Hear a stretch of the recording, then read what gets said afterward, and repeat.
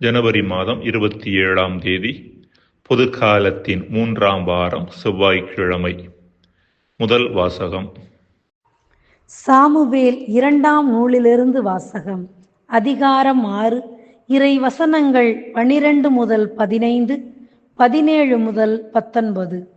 அந்நாள்களில் தாவீது புறப்பட்டுச் சென்று கடவுளின் பேழையை ஒபேது ஏதோமின் இல்லத்திலிருந்து தாவீதின் நகருக்கு அக்களிப்போடு கொண்டு வந்தார். ஆண்டவரின் பேழையை ஏந்தியவர்கள் 6 அடிகள் எடுத்து வைத்ததும் ஒரு காளையையும் ஓர் ஆட்டுக்கிடாயையும் பலியிட்டார். நாற்பட்டால் நெய்யப்பட்ட ஏபோத்தை அணிந்து கொண்டு தாவீது தம் முழு வலிமையோடு ஆண்டவர் முன்பாக நடனமாடிக் கொண்டிருந்தார்.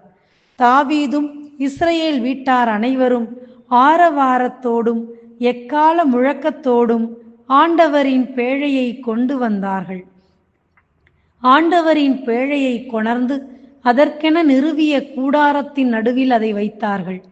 தாவீது ஆண்டவர் முன்பு எரிபலிகளையும் நல்லுறவு பலிகளையும் செலுத்தினார். எரிபலிகளையும் நல்லுறவு பலிகளையும் செலுத்திய பின் தாவீது படைகளின் ஆண்டவர் பெயரால் மக்களுக்கு ஆசி வழங்கினார்.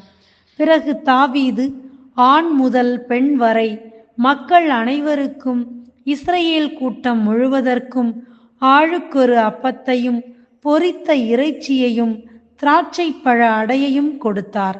மக்கள் அனைவரும் தம் இல்லங்களுக்குச் சென்றனர். ஆண்டவரின் அருள்வாக்கு.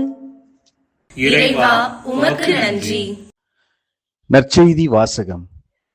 மார்க்கு எழுதிய நற்செய்தி அதிகாரம் 3, இறை திருவசனங்கள் 31 தொடங்கி 35 முடிய. அப்பொழுது அவருடைய தாயும் சகோதரர்களும் வந்து வெளியே நின்று கொண்டு அவரை வரச் சொல்லி ஆள் அனுப்பினார்கள். அவரை சூழ்ந்து மக்கள் கூட்டம் அமர்ந்திருந்தது. அதோ உம் தாயும் சகோதரர்களும் சகோதரிகளும் வெளியே நின்று கொண்டு உம்மை தேடுகிறார்கள் என்று அவரிடம் சொன்னார்கள்.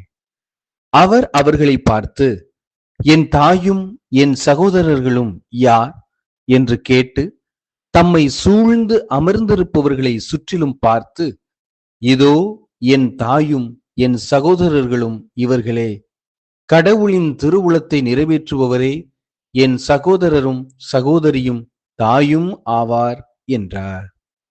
ஆண்டவரின் அருள்வாக்கு. கிறிஸ்துவே, உமக்கு புகழ். பிரியமானவர்களே, அற்புத குழந்தை இயேசு திருத்தலங்களில் நீ என்னை மகிமை செய்ய நான் உன்னை மகிமைப்படுத்துவேன் என்று இயேசு கூறுவது போல எழுதப்பட்ட வாசகங்களை நாம் பார்த்திருக்க கூடும். குழந்தை இயேசுவை நாம் மகிமைப்படுத்தினோம் என்றால் அவர் நம்மை மகிமையுறச் செய்வார் என்பதுதான் அதன் பொருள். இந்த வார்த்தைகளை நாம் சரியாக புரிந்து கொள்வது அவசியம்.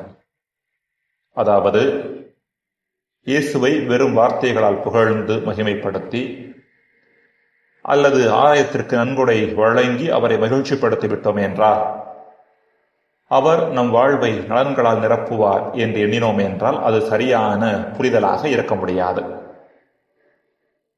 இதற்கு மாறாக இறைவனை மையப்படுத்திய வாழ்வாக நம் வாழ்வு இருக்கும்போது, நம் செயல்பாடுகள் அவருக்கு மகிமையை தருகின்றனவாக இருக்கும்போது, அவர் நம் வாழ்வை மகிழ்ச்சியினாலும் நிறைவினாலும் நிரப்புவதை நாம் உணர்ந்து கொள்வோம். வேறு வார்த்தைகளில் சொல்ல வேண்டுமெனில், இறைவனுக்கு முக்கியத்துவம் கொடுப்பவர்கள் இறைவன் தங்களுக்கு முக்கியத்துவம் கொடுப்பதை உணர்வார்கள் என்பதை மேற்கண்ட வாக்கியத்தின் பொருள். அதற்காக இறைவனுக்கு நாம் முக்கியத்துவம் கொடுக்க ஆரம்பித்தால் தான் அவர் நமக்கு முக்கியத்துவம் கொடுக்க ஆரம்பிப்பார் என்பது அர்த்தமல்ல. அப்படி நினைத்தோம் என்றால் இறைவனது அன்பு நிபந்தனைக்கு உட்பட்டதாக மாறிவிடுகிறது. மாறாக இறைவனுக்கு முக்கியத்துவம் கொடுக்கின்ற வாழ்க்கையை வாழ ஆரம்பிக்கின்ற பொழுது இறைவன் ஏற்கனவே நமக்கு முக்கியத்துவம் கொடுத்து கொண்டிருப்பதை அனுபவபூர்வமாக நாம் உணர ஆரம்பிப்போம். இதைத்தான் தாவீது அரசரது வாழ்க்கையில் நாம் பார்க்கின்றோம்.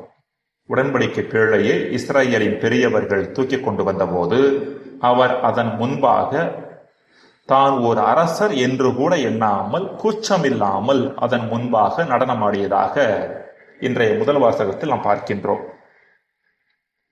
தாவீது அரசரின் வாழ்வு முழுவதும் அதைத்தான் நமக்கு எடுத்துரைக்கின்றது.